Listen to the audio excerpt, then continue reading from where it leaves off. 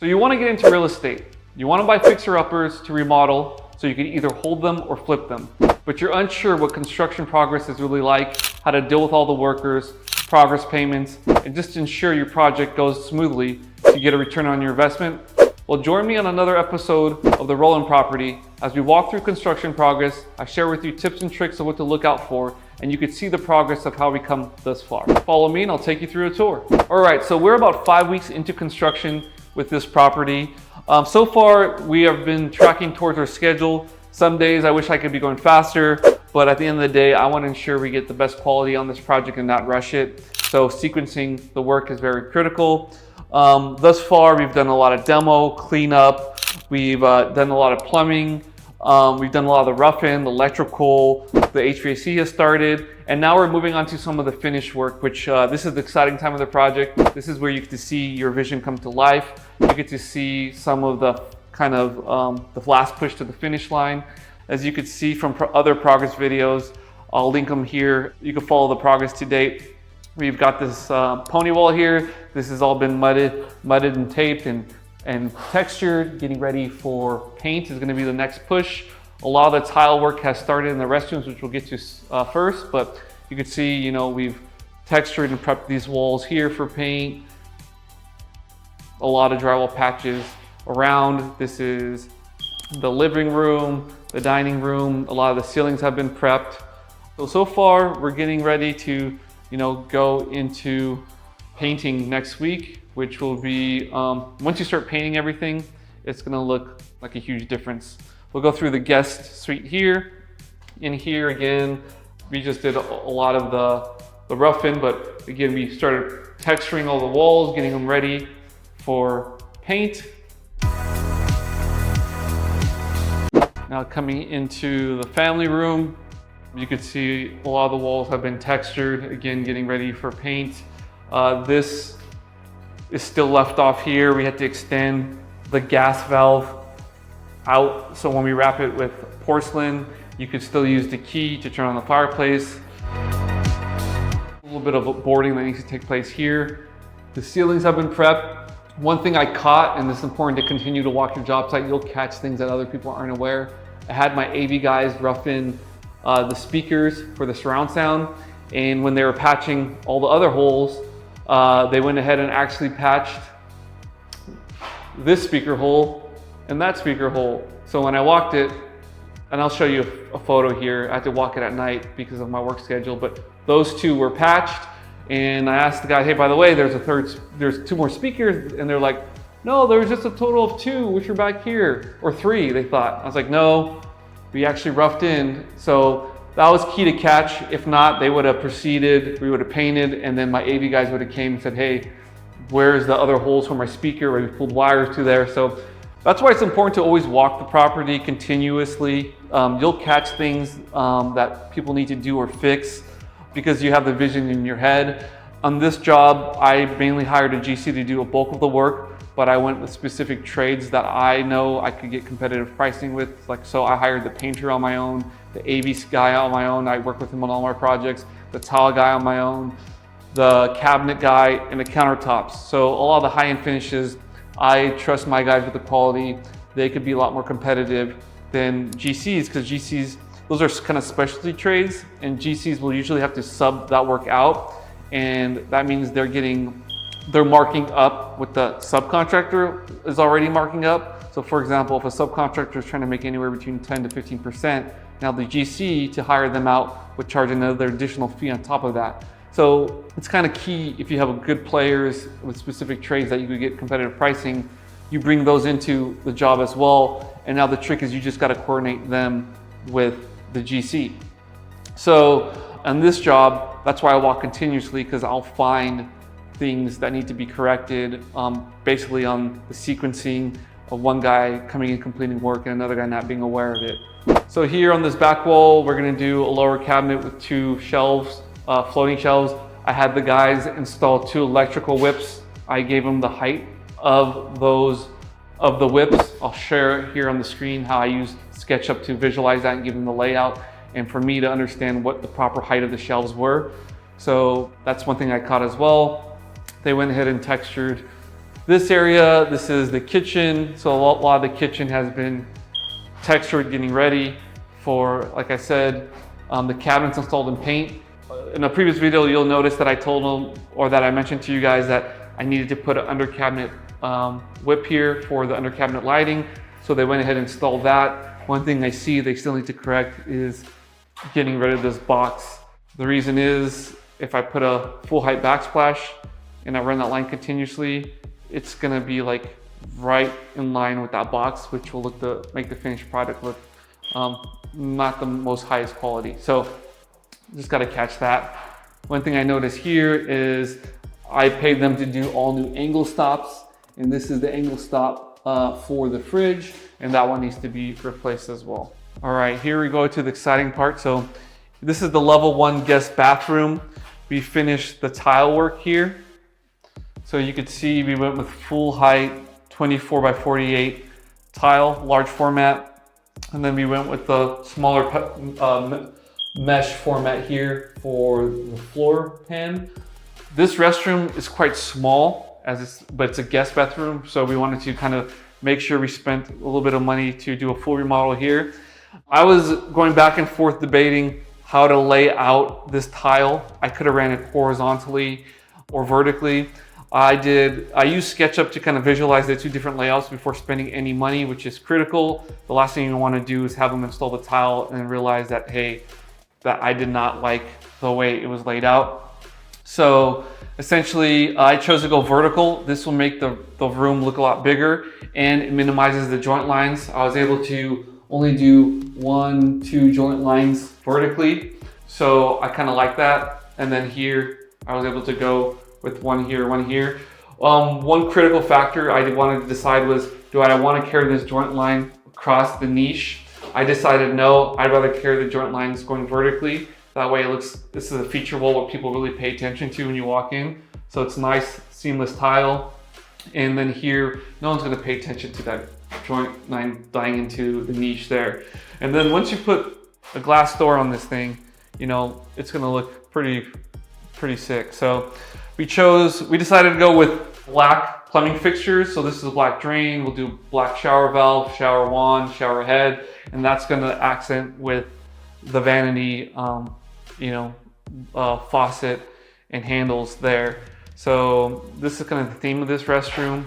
Looks modern, kind of European style. And then in here, we're gonna carry the high-end laminate or LVP flooring. So it should look pretty sick once it's done.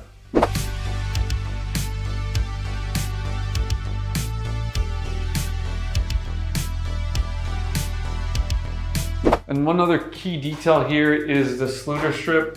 I was going back and forth with the different colors that I wanted to use. You kind of want something to kind of blend in the tile for me. There's options of white. You could also go black, or you could accent your plumbing fixtures.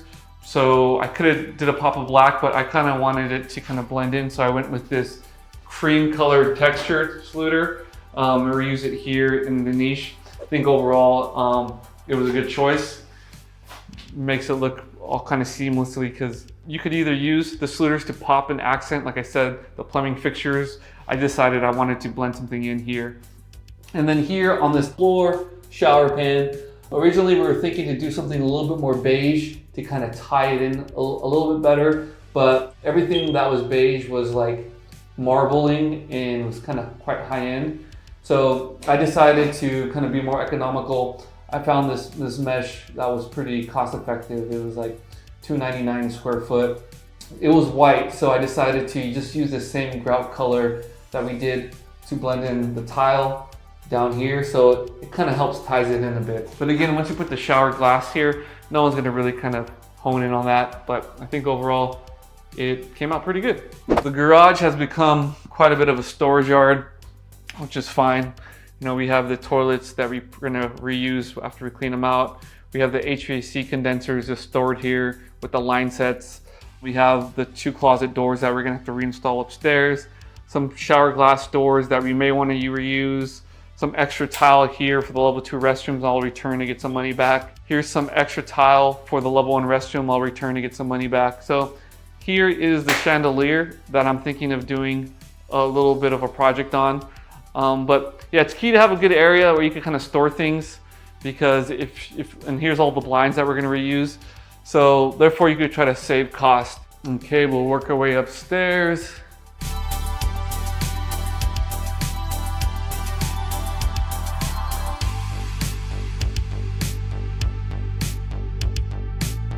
So I think last episode I showed that we went ahead and we grouted these floors. I advocated for them to protect them, so they swept them, protected them. The last thing you want to do is damage the new installed floors you did, or you installed. I also had them protect the wood floors as well as the carpet in this room, just to try to help us not spend more money than needed. So all that's been protected. They pulled off the base up here as they're going to start moving up and prepping these walls. I need to tell them to pull that thermostat out so then they could prep that wall behind it. I'll make a note of that. And then we go into the master. The master, I had them clean it up a bit. They're starting to prep, get ready for the tile in the master restroom. That's pretty much the last major tile project we got to do. Here's the tile staged. We're going to be using this 24x48 large format as well. This pattern is onyx. It's kind of a bluish gray. I think it'll look pretty cool if we could run it in a nice flow pattern, continuing from the floor through the walls. Here's going to be the shower floor we install. This was quite expensive. This is marble. This is like, I think $9.99 a sheet, and we got quite a bit. I think it was a total of like 15 square feet we need to do for the shower pan. So in here they went ahead and prepped it all. So they put hardy backer on the floor. They went ahead and waterproofed the floor. They had to float out this bit of the wall to make it flat and level. So when they do the large format, it looks nice and clean. After they did that, they went ahead and waterproofed this whole shower surround, the tub. They went ahead and showerproofed or waterproofed the floor below this, put some mortar set, pre-sloped it, and then they waterproofed the pan. So now this is all ready to take tile. Here is the linear drain. As you recall, previously we had the center drain here, removed it to the wall, and now we're gonna get the nice modern look of the linear drain. And yeah, that's now it's all prepped and gonna be ready for tile. In here in the master closet, we went ahead and we had to open up the ceiling to get the new condensers up there. They're already staged. Now they're just gonna be kind of connected, and the other ones were removed. Then we went ahead and closed this back up, patched it, protected the walk-in closet millwork, because you could tell that the previous owners did something custom and we want to reuse that to save money. Yeah, so as we're getting into tile, the biggest thing we wanted to go through was the layout. I'll share on the screen how I used SketchUp to kind of visualize that layout. So after I provided the layout to the foreman, we walked it and we're ready to take tile. We're ready to set the tile. He's gonna start on the wall first. Critical things we wanted to look out for was, do we want to run it vertically or horizontally? For this shower surround, we said horizontally. The biggest thing we wanted to do was pay attention of how, where the layout's gonna start. We could have started the layout, since it's 24x48, we could have went 24 inches off the shower pan here, or we could have did 24 inches off of the tub surround. So we decided to go 24 inches off the tub surround, center the tile here, and then we work our way this way and that way to come up with some cuts that are needed. And then from this line here, that's gonna be a joint line, will go down. So there'll be maybe a smaller cut here of tile, but with the shower surround on this curb and going back to that wall, you won't really see that. And what your eye will catch would be the tile joint lines coming up from the tub. And then we worked our way up and we said, okay, we're gonna have about an 18-inch cut at the top, which actually will work because this is 18 inches here. And then we decided that we're gonna make the joint line right here. So this will be a nice full piece of tile with a joint line here. And then this curve will have a nice piece here. And yeah, I think it'll look pretty epic because this is, I think, around 41 inches at last checked. And we have 48. So these will be full pieces of tile with just a couple of joint lines here. And then the niche, we're gonna do one full piece with no joint lines in there. So you may have a condition where the joint line runs and dies into the niche like we did for level 1, but I think that'll give that niche a nicer look. So these are the details that maybe most people don't care about. I pay attention to because this stuff drives me crazy. And by really taking your time and doing layouts and walking with your guys to visualize it, it'll make the overall end product look a lot more high-end. One thing we needed to do is, this is something I caught, I was walking and I said, hey, we're gonna replace these plumbing fixtures. So ideally we could have did that ahead of time by when this was all open with cement board, we could have went inside the framing and replaced it. But since I didn't buy them yet, I said, hey, at the end of the day, we need to leave a way for us to go do that when we're finished. But in the future, if there's ever a problem with this tub, we need to troubleshoot it. So we need to create an access panel. So this is what they cut out for. So I need to get an access panel that will receive some tile, and they may have to notch this out or whatnot because there's a 2x4 running vertically through it. But this will give us the ability to always access the tub to do any repairs later on instead of having to demo all the tile that we just spent money on.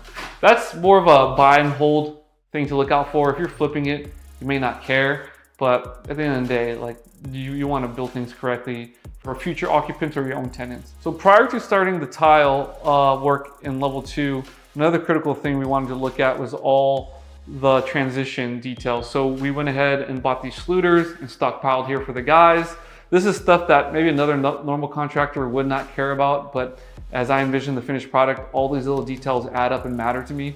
So I went ahead and chose for this restroom, we're going to be doing satin nickel anodized aluminum sluters. They're about 1/2 inch. Our tile is 3/8. That allows us to put a little bit of thin set on this, build it up and flush it out here.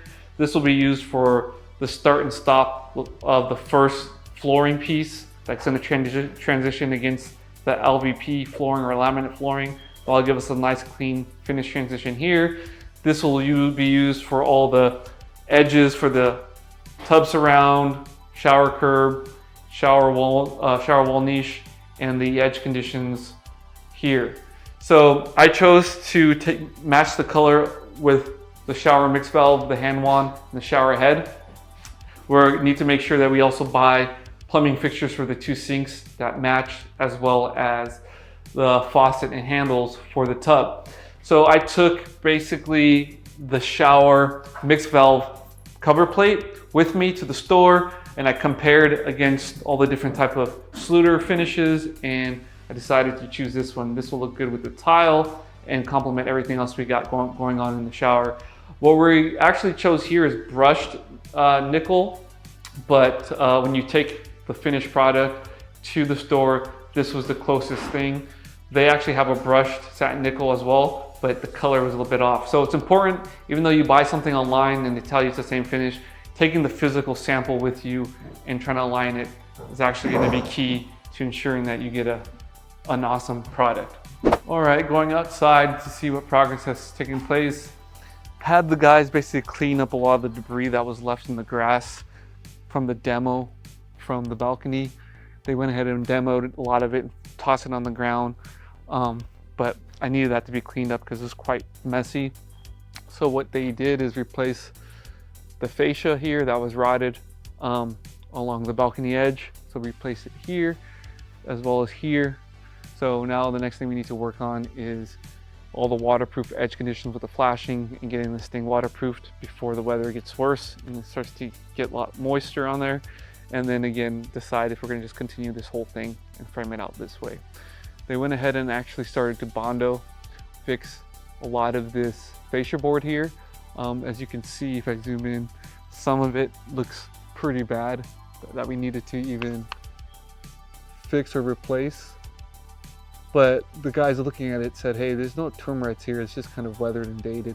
So if we Bondo it, we could save costs instead of having to replace the whole thing there. So that's something that they're working on. And then here, they went ahead and started to just kind of lay out, hey, if we're gonna put the condensers that were originally in this area that I demoed to relocate so we could get better use, because that's right at kitchen window. You don't want 2 noisy condensers disturbing people hanging out in the only shaded area that this backyard has. I relocated them here on this side, and they said, hey, you know, we're working on all the furnaces, the coils, and hooking them up in the attic. We're going to be popping out with the line set cover or running it down here.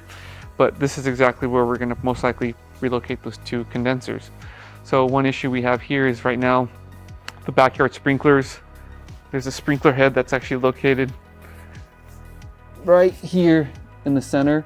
And if we were just to install them, then the backyard is gonna be, right now it's getting watered every day. So it's gonna be spraying these condensers directly with water, which condensers are meant to be outside for weather conditions, but not to be sprayed directly with water on a daily basis. That will make the coils rust over time. The condensers go bad. So what I'm analyzing is, hey, I definitely need to move the sprinkler just out of this area for sure. And I need to get rid of these stumps in general because they're causing damage to this wall here. So I'm gonna have somebody grind the stumps and get rid of this. But one thing I'm analyzing is maybe I'm just gonna place a concrete, 4-inch concrete slab from here all the way back. There's quite a lot of bit of grass that this backyard will still have.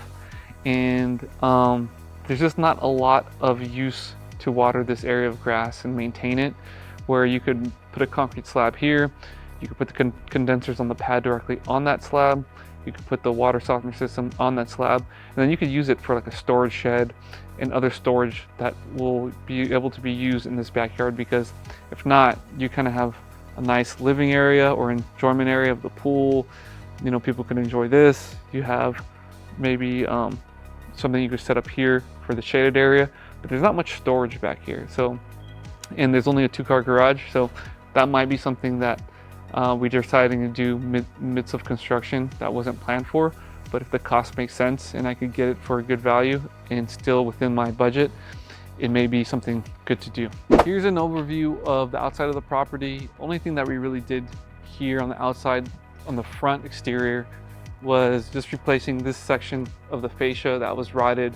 You could see they installed a new fascia board there, and they blended in the transition with some Bondo. Therefore, once it's painted, you won't see. There's a couple other sections that need to be replaced that we didn't get to yet. But that's pretty much the only thing that we've taken care of on the exterior. The other thing that we had to do was, I knew that this was an HOA and I factored that into my holding costs, but I got a letter complaining about the grass height and that if I didn't maintain it, I would have to go to a board meeting and defend the reason why I did not. So I decided to just call my gardener that does my house.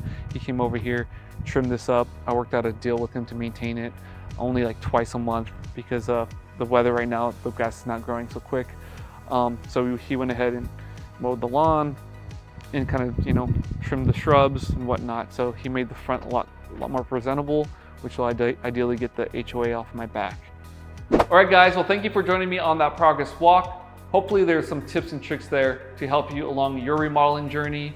By paying attention to those small minor details, it will help improve your overall quality of your remodel, thus bringing your overall value higher. So hopefully there's something there you could apply. If there's anything specific you would like me to go into, please comment down below and I'll do my best to answer you guys. Also, if you found this video helpful, please like or subscribe. Until next time, Tarek Nasr signing off as the Inverse Engineer.